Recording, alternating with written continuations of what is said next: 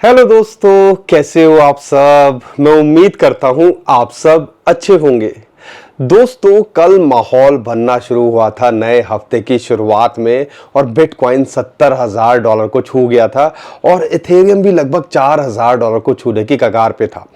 Overall crypto currency market उसके अंदर थोड़ा सा करंट देखने को मिला, लेकिन ये क्या हुआ, सुबह आते आते ये फ्यूज़ किसने उड़ा दिया उसको समझाने की मैं कोशिश करूंगा इस वीडियो के अंदर। और यहाँ पर ये सब टेम्परेरी चीज़ों को साइड रख दें तो ऐसा लगता है मार्केट बहुत अच्छा आपको आने वाले दिनों के अंदर करती दिख सकती है। लेकिन ये जो मार्केट के अंदर पैनिक हुआ है वो अगर हम सीरियसली ले तो एक टाइम पे बुल मार्केट के अंदर ऐसा फेज आ सकता है जहां पे मार्केट बड़ा क्रैश कर सकती है और इसको हम नज़रअंदाज नहीं कर सकते और ये चीज़ के लिए हमें प्रिपेयर रहना चाहिए। लेकिन क्या ये अभी होगा या ये कब होगा उसको समझाने की इस वीडियो के अंदर कोशिश करूंगा। साथ के साथ में इथेरियम की बात करूंगा और इथेरियम के भी ऑल टाइम हाई की जब बात करते हैं तो इतना आसान नहीं है उसके लिए $7,500 से $10,000 जाना। हमें लगता है इस बुल मार्केट के अंदर $7,500 से $10,000 जा सकता है, लेकिन उससे पहले जैसे बिटकॉइन के अंदर हमें ग्रे स्केल ने अड़चन डाली है ऐसे ही इथेरियम के अंदर भी होता दिख सकता है, उसको समझाने की कोशिश करूंगा। लेकिन माहौल जो बना रहे हैं वो है भैया मीम कॉइन। मीम कॉइन पिछले एक हफ्ते के अंदर 200-500 गुना तक कई कॉइन बढ़ गए और हमने कई कॉइन्स आपके साथ शेयर किए थे। उम्मीद करता हूं उसके अंदर भी आप अच्छे खासे प्रॉफिट में होंगे। तो यहां पे कुछ और मीम कॉइन्स के बारे में बात करेंगे, क्या उनके टारगेट हो सकते हैं। पेपी फ्लॉकी अपने हायर हाई बना रहे हैं और यहां पर डॉज और शिबा इनू तो भैया कुछ कर ही नहीं रहे हैं।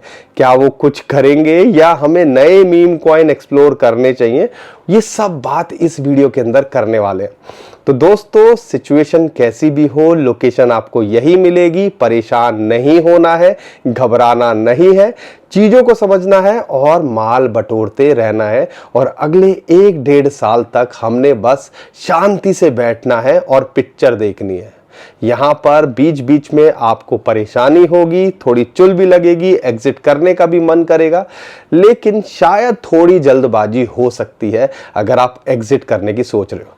तो बहुत कुछ इस वीडियो के अंदर बताने वाला हूं, हमारा भी साथ दीजिए, वीडियो को लाइक करिए, चैनल को सब्सक्राइब करिए। क्यों करिए? क्योंकि हमारी पुरानी वीडियोस देखिए, हमने आपको बहुत कुछ इंडिकेटर चार्ट के माध्यम से बताया है और उससे कहीं ना कहीं आपको फायदा हो सकता है। तो यहाँ पे उसको भी ध्यान रखिए और साथ के साथ में जो है शेयर करना भी इस वीडियो को मत भूलिएगा। तो दोस्तों, सबसे पहले बिटकॉइन की बात करते हैं। ये मार्केट के अंदर प्रेशर क्यों दिख रहा है? क्योंकि मार्केट तो हफ्ते की शुरुआत से अच्छा करती दिख रही थी और बिटकॉइन कल रात $70,000 के पार चला गया था। और यहां पर एक बड़ी न्यूज है, वो है माउंट गॉक्स, मेट गॉक्स, और आप सबको पता है वहां पर जो है 1,42,000 बिटकॉइन और 1,43,000 बिटकॉइन कैश वो जो है उनके क्रेडिटर को वो देने वाले हैं और उसकी टाइम लिमिट है अक्टूबर 2024 की। और यहां पर कल रात लगभग 75,000 बिटकॉइन जो है उन्होंने एक वॉलेट से दूसरे वॉलेट के अंदर ट्रांसफर किए। लोगों को ये लगने लगा कि भैया उन्होंने तो लोगों को पैसे देने या बिटकॉइन ट्रांसफर करने शुरू कर दिए जो उनके क्रेडिटर हैं और उसकी वजह से यहां सेलिंग प्रेशर आएगा। सिर्फ एक वॉलेट से दूसरे वॉलेट के अंदर ट्रांसफर करने से ही मार्केट के अंदर जो है इतना पैनिक हो गया। सोचो अगर एक्चुअल में मार्केट के अंदर आएंगे, सेलिंग होगी तो क्या हो सकता है। इसीलिए कह रहे हैं कि जब बुल मार्केट के अंदर ऐसा एक फेज आएगा उसके लिए मेंटली प्रिपेयर रहना है और यहां पर बिटकॉइन थोड़ा क्रैश होता दिख सकता है, लेकिन ये जब होगा तब होगा। यहां पे फिलहाल एक वॉलेट से दूसरे वॉलेट में उन्होंने ट्रांसफर किए और इसी से मार्केट को ऐसा लगता है हमारी मार्केट छुई मुई का पौधा है। आसमान में बिजली कड़कती है तो क्रैश हो जाती है, कोई कुछ बोल देता है तो क्रैश हो जाती है, किसी के यहाँ कुछ हो गया तो क्रैश हो जाती है। यहाँ पर कल की बात करूं, ये तो चलो ठीक है बिटकॉइन से रिलेटेड है, एक और जो है बोला जा रहा है कि एक और रीजन है उसके पीछे कि भैया नॉर्थ कोरिया ने जापान और साउथ कोरिया के ऊपर से मिसाइल फायर कर दिया, मिस फायर हो गया, या सैटेलाइट वो भेज रहे थे वो बस्ट हो गई, तो इसकी वजह से यहां पे क्रैश हो गया। तो बिटकॉइन और क्रिप्टो करेंसी मार्केट तो ऐसा लगता है कि भैया तुम भी कुछ बोल दोगे सुबह उठ के कि भैया आज क्रैश हो जा, आज तो क्रैश का दिन है, क्रैश हो जाएगी, ऐसा लगता है कई बार। लेकिन जो लगता है ना, मार्केट उससे बहुत ज़्यादा मैच्योर तरीके से काम करती है और यहाँ पर उसके पीछे उसको चलाने वाले बैठे हुए हैं। सबको पता था कि मैट गॉक्स 1,40,50,000 बिटकॉइन लेके बैठे हुए हैं। अगर वॉलेट्स इधर से उधर होगा तो यहाँ पे मार्केट के अंदर ये मैन्युपुलेटर्स पैनिक क्रिएट करेंगे और यहाँ पे प्रेशर बनाएंगे, और ऐसा ही देखने को मिला। जब एक्चुअल में ये होगा तब की तब देखेंगे। फिलहाल सिर्फ एक वॉलेट से दूसरे वॉलेट के अंदर ट्रांसफर करने की वजह से यहाँ पे ये खेल होता दिख रहा है। ध्यान रखिएगा, ये सब चीजें सिर्फ ऐसे होता है कि मार्केट को थोड़ा बढ़ने ना दे या यहाँ पर हम डिप में फायदा उठा सकें। कई बार गंदा होता है गेम, और एक जो बड़ा रीजन है वो ये निकल के आ रहा है इस टाइम पे क्रिप्टो करेंसी मार्केट के अंदर, और इसकी वजह से हम बिटकॉइन का प्राइस $67,500 और इथेरियम लगभग $3,800, और पूरी मार्केट जो है थोड़ा करेक्शन यहाँ लेती दिख रही है। लेकिन ये सब चीज टेम्परेरी है, जब ऑफिशियल अनाउंसमेंट आएगी तो यहां पे समझिएगा तब हमने सोचना है। लेकिन एक वॉलेट से इधर वॉलेट में होना, इनसे ज्यादा फर्क नहीं पड़ना चाहिए। लेकिन हमें क्या है, वही मैंने बताया ना कि हमें तो बस बहाना चाहिए मार्केट से एग्जिट करने का, या आपको पता भी नहीं चलेगा 2-3 दिन के अंदर ये कब दोबारा से बढ़ा देंगे।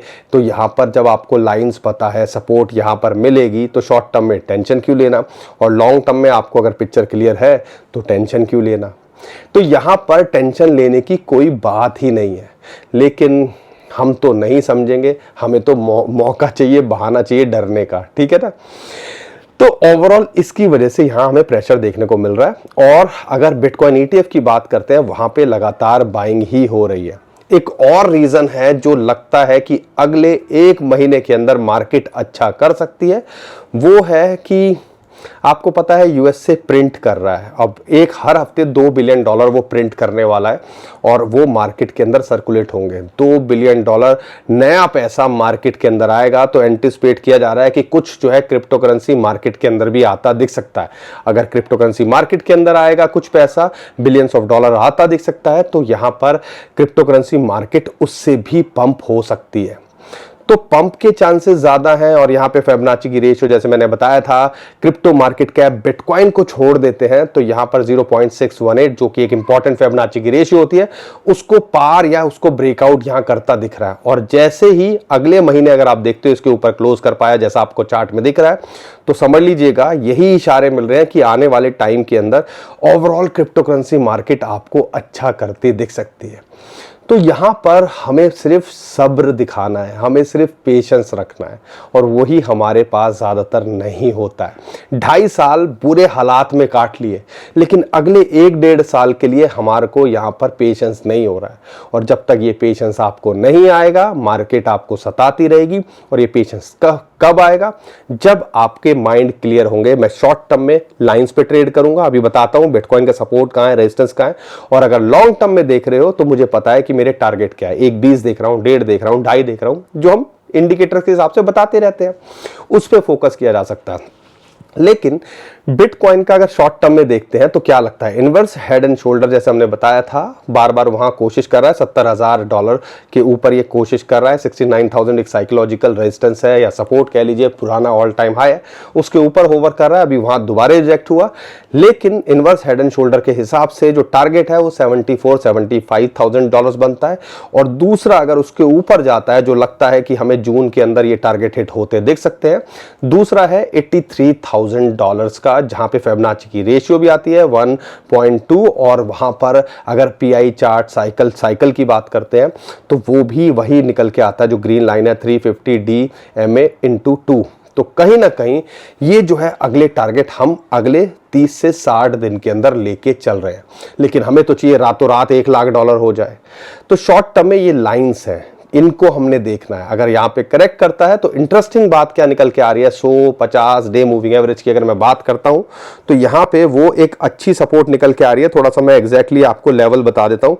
अब तो रट गया इसलिए बार बार चार्ट देखने की कोशिश आदत नहीं रही है, लेकिन फिर भी चार्ट्स देखना जरूरी है ताकि एग्जैक्टली मैं बता सकूं। जो व्हाइट लाइन है 100 डे मूविंग एवरेज की बात करते हैं, 50 जो ग्रीन लाइन है डे मूविंग एवरेज की बात करते हैं, 21 डे मूविंग एवरेज की बात करते हैं, वो 66-65 हज़ार डॉलर पे निकल के आ रहा है और वो एक इंपॉर्टेंट यहाँ सपोर्ट का काम अब करना चाहिए। अगर यहाँ आ जाए तो एक एंट्री बनाई जा सकती है बिटकॉइन के अंदर भी।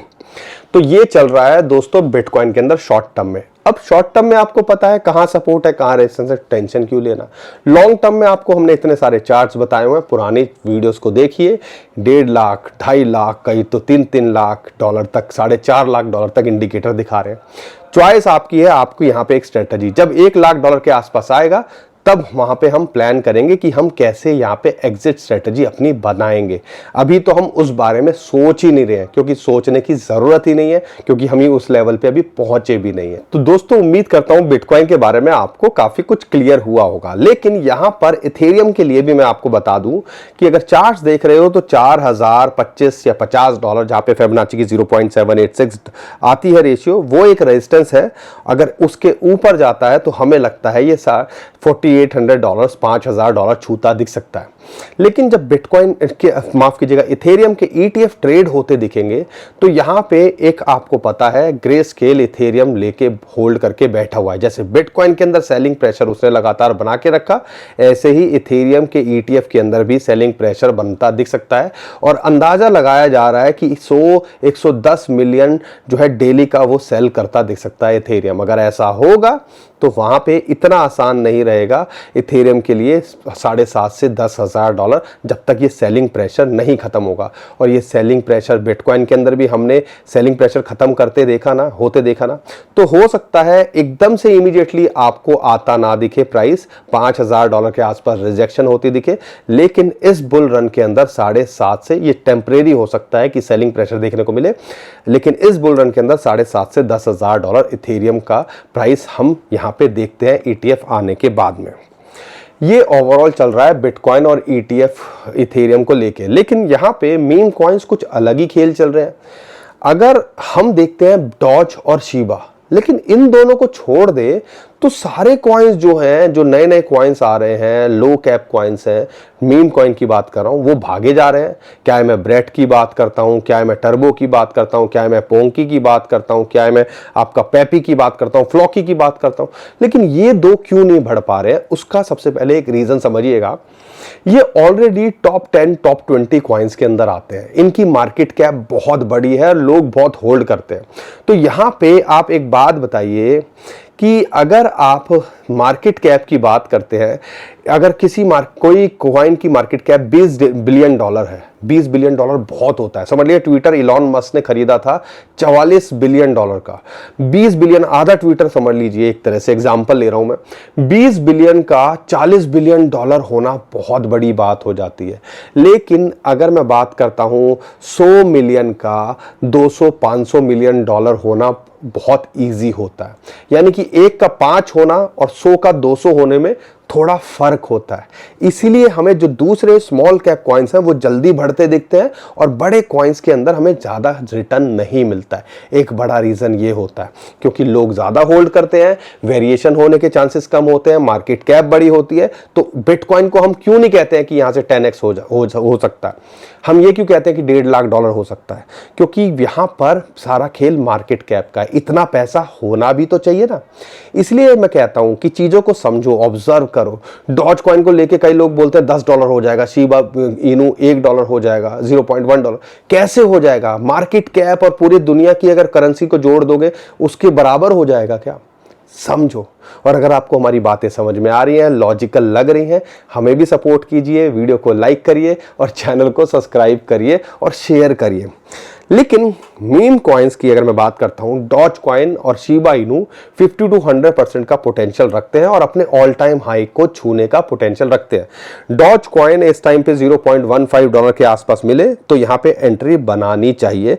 हमें लगता है 0.21 से लेके $0.35 ये शॉर्ट टू मिड टर्म में देखे जा सकता है। शिबा इनू की बात करते हैं, 2500 के आसपास चल रहा है, यहां पे उम्मीद करता हूं आपने एंट्री बनाई होगी। ऐसा लगता है कि देर सवेर में ये भी आपको 3,500 से 4,000 जाता दिख सकता है। एक एंट्री यहां बनाई जा सकती है, एक एंट्री 1700 पे बनाई जा सकती है।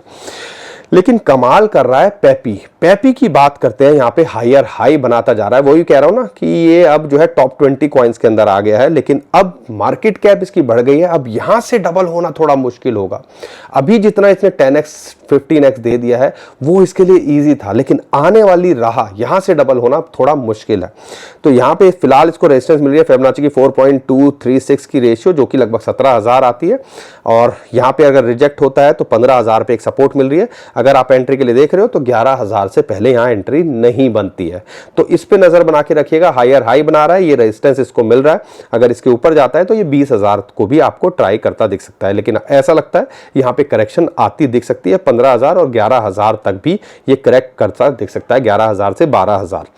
अगर मैं बात करता हूं फ्लॉकी के अंदर जैसा हम उम्मीद कर रहे थे अपने हाई ऑल टाइम हाई को छूता दिख सकता है। एक रेजिस्टेंस इसको लगभग 25,000 पे, और फिर हम सोच रहे थे 28,000 के आसपास ये आता दिखेगा। यहां इसने टच किया, इसके टारगेट हिट हुए हैं। उम्मीद करता हूं आपने कुछ पैसा बनाया होगा जब हमने इसकी एंट्री के लिए आपको बोला था, लेकिन अभी यहां पे एंट्री नहीं बनती है। फिलहाल के लिए सपोर्ट 26,000 के आसपास है, लेकिन एग्जैक्टली अच्छी एंट्री देख रहे हो तो 21,000 के आसपास आए तो ही यहां पे एंट्री बनाने की कोशिश कीजिएगा। एक एंट्री लगभग 17 से 15,000 के बीच में आए तो एंट्री बनाने की कोशिश कीजिएगा। एक और कॉइन है पोंकी, एक चैनल के अंदर ट्रेड कर रहा था और हमने बोला था ये ब्रेकआउट करता दिख सकता है। 3 हफ्ते भर पुरानी वीडियो देख लीजिएगा, और जैसा एक्सपेक्टेड था ये भी आपको 100% के प्रॉफिट ऑलरेडी दे गया होगा, और यहां पे ये अच्छा करता दिख रहा है। लेकिन क्या एंट्री अभी बनानी चाहिए? अभी एंट्री नहीं बनानी चाहिए। अगर आप एंट्री के लिए देख रहे हो, जितने कॉइन्स ये 100-200% बढ़ते हैं तो पूरे चांसेस रहते हैं कि यहां से 25 से 50% की करेक्शन आपको आती दिखे। तो यहां पे पोंकी के अंदर एंट्री नहीं बनती है, लेकिन एग्जिट यहां पे किया जा सकता है। वही मैंने बताया ना, मार्केट कैप जो है छोटे हैं तो मल्टीपल टाइम रिटर्न यहां देखने को मिल रहे हैं। एक कॉइन है नॉट, टोन से रिलेटेड है, मीम कॉइन नहीं है, लेकिन यहां पे वो भी अच्छा करता दिख रहा है। बहुत सारे लोग क्वेरी कर रहे हैं तो इसलिए मैं आपको बता रहा हूं। बाइनेंस लॉन्च पैड पे अभी ये लॉन्च हुआ है। अगर आप इसके अंदर एंट्री के लिए देख रहे हो तो 0.0063 के आसपास मिले तो एंट्री बनाई जा सकती है, बल्कि 0.006 के आसपास आए तो यहां एंट्री बनाने की कोशिश कीजिएगा। अभी यहां पे एंट्री अवॉइड कीजिएगा, लेकिन अगर आप होल्ड कर रहे हो तो ऐसा लगता है कि ये पोटेंशियल रखता है, आने वाले टाइम के अंदर अच्छा करता दिख सकता है ये कॉइन भी, लेकिन एंट्री यहां नहीं बनानी चाहिए। बोंग के बारे में जैसा हम उम्मीद कर रहे थे, डिप में उम्मीद कर रहे थे कि यहां पे आप 1500 के आसपास आएगा तो एंट्री बनानी चाहिए। उम्मीद करता हूं वहां से तो ऑलरेडी आप 200-300% के प्रॉफिट में होंगे, लेकिन अगर आप एंट्री देख रहे हो तो रेजिस्टेंस है इसको यहाँ पे, और उस रेजिस्टेंस 4,000 के आसपास है, यहाँ एंट्री नहीं बनानी चाहिए। अगर आप एंट्री के लिए देख रहे हो तो लगभग आप 2700 के आसपास आए तो ही एंट्री बनाइएगा, नहीं, और या 3300 के आसपास आए तो ही एंट्री बनाइएगा, नहीं तो अभी छोड़ो। अगर होल्ड करके बैठे हो तो थोड़ा प्रॉफिट बुक करने पे फोकस करो, या यहाँ पर थोड़ा सा आप अपना कम से कम प्रिंसिपल निकाल लो। अगर आप प्रॉफिट में हो, अगर आप किसी कॉइन में 200-300% के प्रॉफिट में हो, कम से कम प्रिंसिपल तो निकाल लेना चाहिए। ये समझदारी आपको दिखानी चाहिए। एक और कॉइन है WIF, इसके अंदर कुछ खास पंप नहीं हुआ है, इसके अंदर एंट्री बनाई जा सकती है। अगर $3 के आसपास आ जाए तो एंट्री बनाई जा सकती है। यहाँ पर इसके अंदर भी पूरा पोटेंशियल है, 4 से 4.5, बल्कि ये 50-100% का पोटेंशियल ये कॉइन भी रखता है। बाकी दोस्तों BOM, अगर बुक ऑफ मीम की बात करते हैं, बोमी की, उसके अंदर हम एंट्री के लिए सजेस्ट नहीं करेंगे, लेकिन हाँ मीम के अंदर एक एंट्री बनाई जा सकती है। ब्रेड के अंदर अब ये हाथ से निकल चुका है, इतना आया था 2100 के आसपास चल रहा था, तब हमने आपको बोला यहाँ पे एंट्री बना लो। उम्मीद करता हूं आपने एंट्री बनाई होगी। अगर नहीं बनाई है तो वेट कीजिएगा। अगर यहां पे 3,500-4,000 के आसपास आए तो एंट्री बनाने की कोशिश कीजिएगा। कई कॉइन्स पॉलिटिकली अगर मैं बात करता हूं, मागा अगर देखते हैं, बॉयडन, ये कॉइन पे भी थोड़ा फोकस कर सकते हो मीम के, क्योंकि जो इस हिसाब से इलेक्शन बढ़ रहे हैं, आने वाले टाइम के अंदर USA के इलेक्शन होने हैं, तो हो सकता है ये आपको कहीं ना कहीं ट्रेंड में आते दिखे। लेकिन कोशिश यही करनी है, जब टिप में आएंगे तो हम एंट्री लेने की यहाँ सोचेंगे। एक और कॉइन है MEW, अगर cat in the dog world, ये यहाँ पे एंट्री बनाई जा सकती है इस कॉइन के अंदर, और ऐसा लगता है ये भी आपको अच्छा रिटर्न इन फ्यूचर देके जा सकता है। लो कैप है, ज़्यादा बड़ा नहीं है, और आने वाले टाइम के अंदर ये कॉइन भी आपको अच्छा करता दिख सकता है। बाकी दोस्तों बहुत सारे मीम कॉइन्स हैं, पटे पड़े हैं, रोज हज़ारों मीम कॉइन आ रहे हैं, लेकिन बेटर है कि आप टॉप 200 टॉप 250 के अंदर से कुछ कॉइन सिलेक्ट करो, स्ट्रेटजी ऐसी बनाओ, और जिनके अंदर वॉल्यूम है, किसी अच्छे बड़े एक्सचेंज पे, कूकॉइन, गेट, उन पे लिस्टेड हो, उस पर ज़्यादा फोकस करो, और वो पोटेंशियल रखते हो और उसके अंदर वॉल्यूम बढ़ रहा हो, वो पोटेंशियल रखते हो और आने वाले टाइम के अंदर किसी बड़े एक्सचेंज पे लिस्ट होते देख सकते हैं, तो उनके अंदर रिटर्न के चांसेस ज़्यादा होते हैं। थोड़ा समझदारी दिखाइएगा यहाँ पे मीम कॉइन के अंदर ट्रेड करने के लिए, क्योंकि हम कोई फाइनेंशियल एडवाइजर नहीं है, लेकिन हमने ऐसा भी देखा है, अगर पिछले सीजन अभी देखते हैं रिसेंटली सारे कॉइन बढ़ गए थे और फिर 60-70% गिर गए थे, तो ऐसा हो सकता है। तो जब ऑल टाइम हाई बना रहे हो तब इनके अंदर एंट्री नहीं करनी चाहिए, जब ये नीचे हो तब एंट्री करनी चाहिए, और सारा कुछ देख के उसके बाद डिसाइड कीजिएगा आपको यहाँ क्या करना है, क्योंकि हम कोई फाइनेंशियल एडवाइजर नहीं है, हम अपना एक्सपीरियंस शेयर करते हैं और आपसे बस चाहते हैं कि आप हमें ऐसे ही प्यार करते रहिए। वीडियो को लाइक करिए, चैनल को सब्सक्राइब करिए, और ट्विटर टेलीग्राम को फॉलो कर लीजिए, लेकिन नीचे डिस्क्रिप्शन में जो लिंक है उसी से कीजिएगा। बहुत सारे स्कैमर हमारे नाम से स्कैम करने की कोशिश कर रहे हैं, उससे भी आप बच पाओगे। अभी के लिए विदा लेता हूँ, खुश रहिए, मुस्कुराते रहिए, कमाते रहिए। आपका दोस्त पंकज, थैंक यू, नमस्कार, धन्यवाद।